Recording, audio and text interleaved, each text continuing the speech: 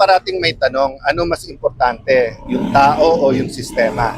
So do we have good public officials or do you have a good system? And it's always both, di ba? Man was made in God's image and nature, pero meron din pong corruption eh.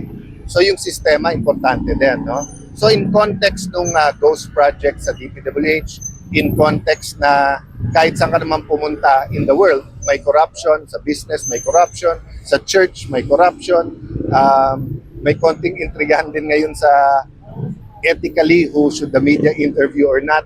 So, napaka-importante na functioning, proactive ang ombudsman.